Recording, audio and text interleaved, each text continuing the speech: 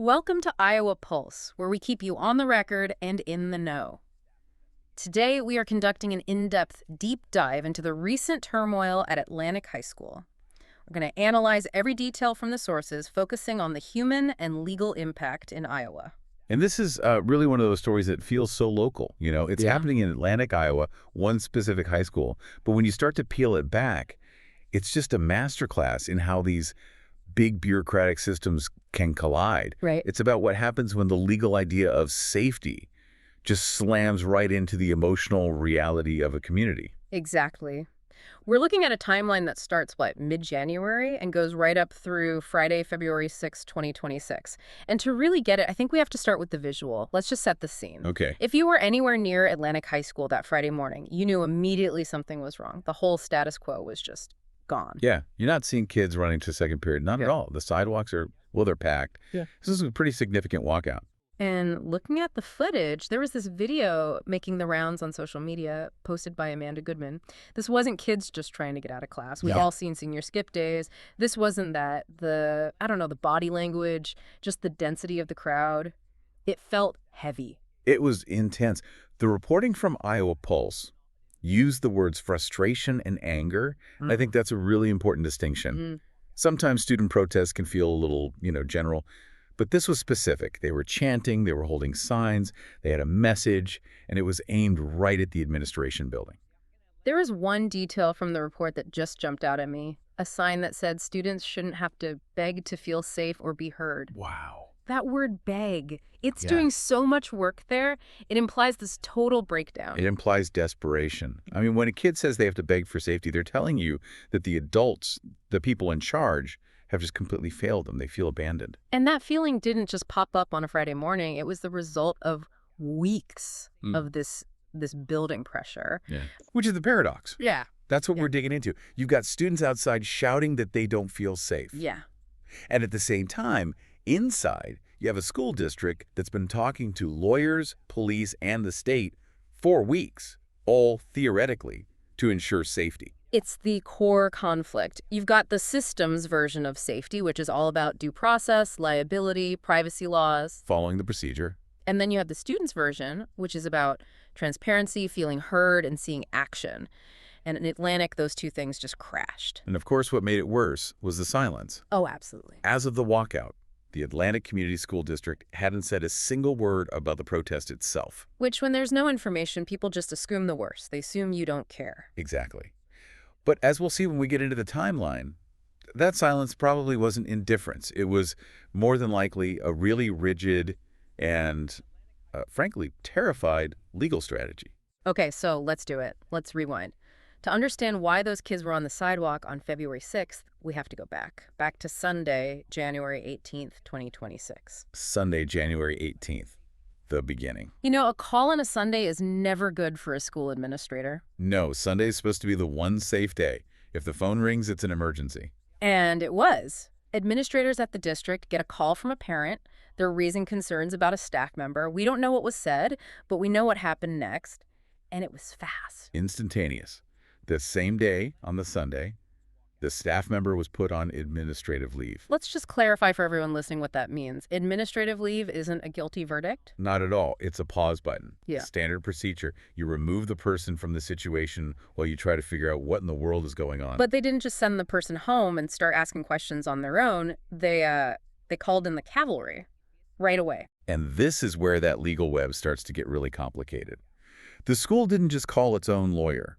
They contacted the Iowa Department of Health and Human Services, HHS, and the Atlantic Police Department. So on day one, you've got the school, the lawyers, the state health department, and the police all involved. Right.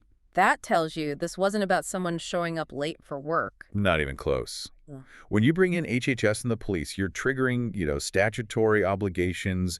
You're looking at potential child abuse or criminal conduct.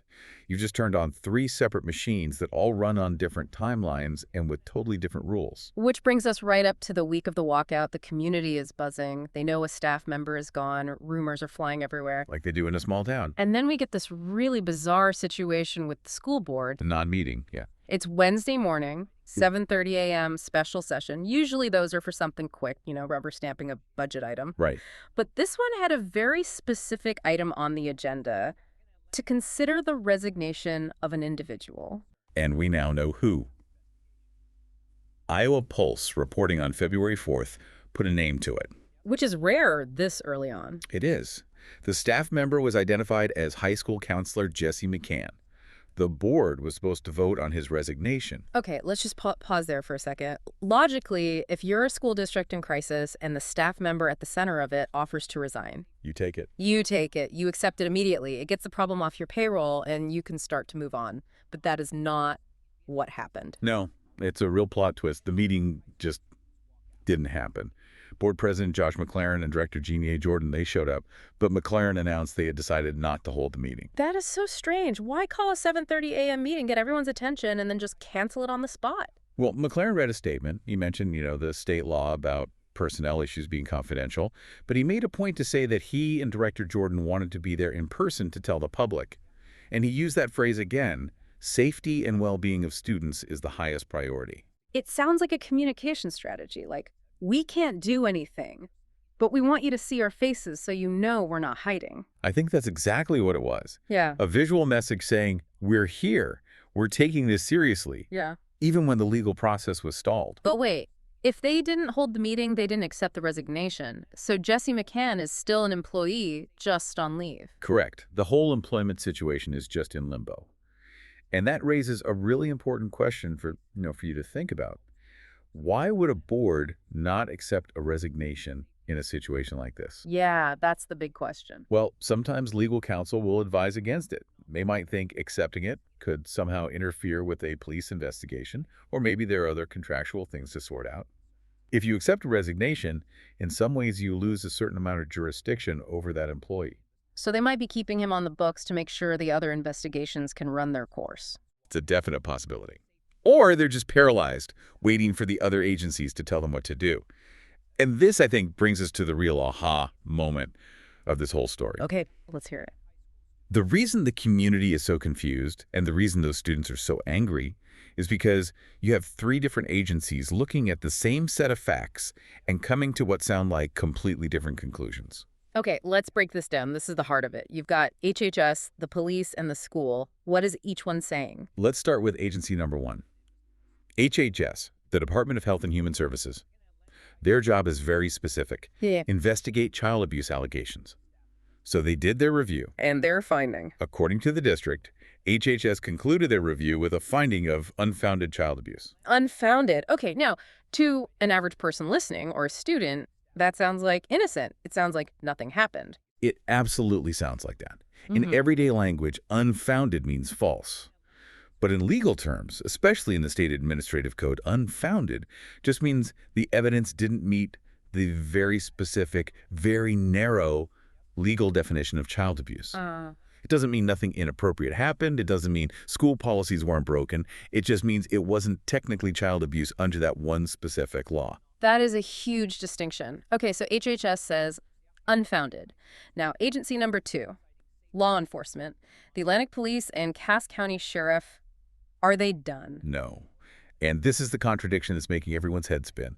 The police have stated their investigation is active and ongoing. They're still looking into potential criminal conduct. Hold on, how is that possible? How can one state agency say unfounded while the police are still investigating a potential crime? It feels like one has to be wrong. It feels that way, but they aren't mutually exclusive. This is where the system is just messy. The criminal code covers a much wider range of activities than the narrow definition of child abuse that HHS uses. The police might be looking at different evidence, or they have a different standard of proof.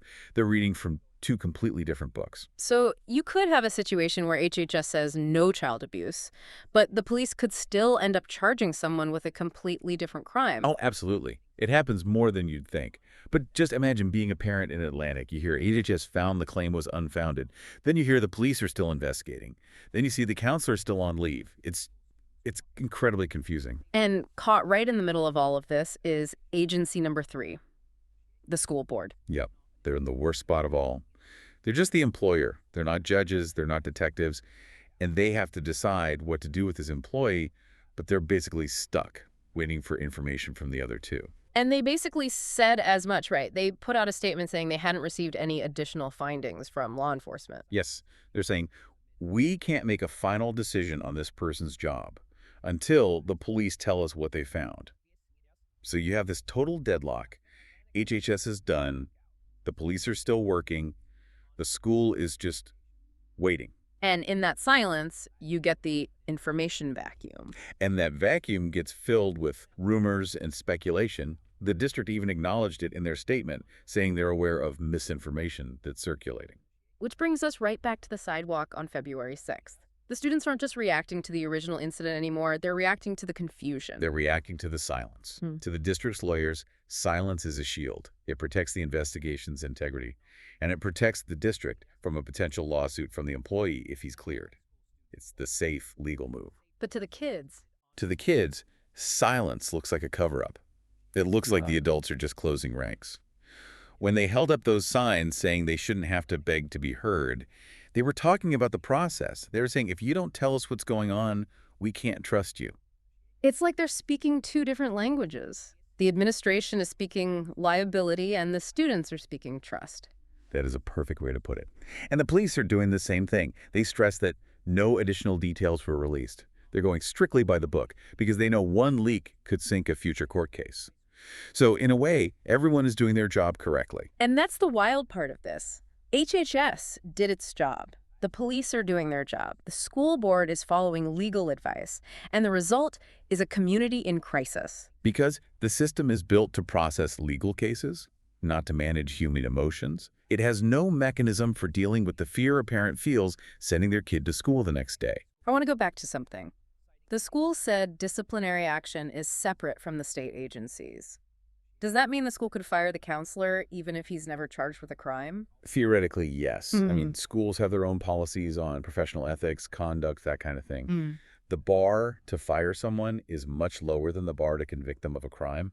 But, and this is a huge step, but if they fire him now, and then the police come back and say no crime was committed, the school is facing a massive wrongful termination lawsuit. So they're terrified of moving before the police do. Financially terrified. Exactly. They want that police report as a shield to justify whatever employment decision they make. It's pure risk management.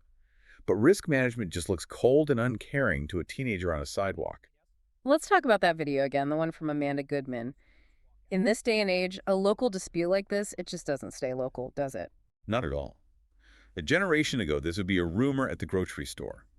Now, the image of that walkout is broadcast across the state in an instant. Oh. It forces the issue. It puts a kind of public pressure on the board that a private phone call never could. And it puts real faces on the issue. These aren't just enrollment numbers. They're kids standing out in the cold. And look at the timing. The district put out that big explanatory update on February 5th, explaining the different agencies. They were probably hoping to calm everyone down. They were trying to explain the bureaucracy. They were. Here's HHS, here's the police, here's us. But the walkout happened the very next morning, so. So it didn't work. Not at all. Explaining why your hands are tied doesn't make anyone feel better. The students didn't want a civics lesson. They wanted to feel safe. So where are we now? We have Jesse McCann on leave, a resignation that's just sitting there, unvoted on. Yeah. We have an unfounded finding from one agency and an active investigation from another. We're in a holding pattern, a really volatile holding pattern. The board has to meet again eventually. They can't just cancel meetings forever. You think the walkout actually speeds anything up? It increases the pressure, for sure. But the police are on their own schedule. They have the Cass County Sheriff helping out. They're reviewing information. They are not going to rush a criminal investigation because of a protest. Yeah. That would be malpractice. So the friction is just going to continue. I think so. And you have to feel for the board members, McLaren and Jordan. They live in this town. They see these parents. They stood up there and said, safety is our priority, and they probably mean it. But they are completely boxed in by Iowa's confidentiality laws. It's an impossible spot. Speak, and you break the law. Stay silent, and you lose the trust of your community. It's a lose-lose. But that sign, the beg to feel safe sign, that really sticks with me. It suggests this isn't just about one incident. It suggests a culture where students feel like they're not being heard. This situation might just be the spark that lit a fire that was already there. That's a really good point. Walkouts this big are rarely just about one thing. They're about an accumulation of grievances. Exactly. The straw that broke the camel's back. The students are saying the whole system for how their concerns are handled is broken. They're demanding something new. As we wrap up, it's clear this story is far from over. The police investigation will conclude. The board will vote. And the community will have to deal with whatever that outcome is.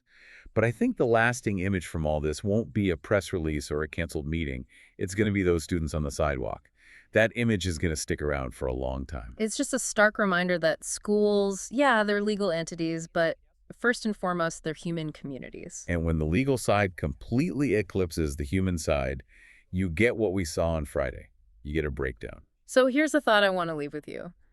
We all value our legal protections, right? Due process, privacy, innocence until proven guilty. They're fundamental. But we also task our schools with this immense responsibility to care for our children. It's the highest duty of care. So at what point does that strict, legally advised, no-comment strategy actually become a safety risk in and of itself? If the safe legal choice creates a vacuum of trust and fills it with fear and rumor, is it actually making anyone safe? Or does that pursuit of legal immunity end up destroying the very community spirit a school needs to function? That's the question every school board in the country has to wrestle with. When does transparency itself become a non-negotiable requirement for safety?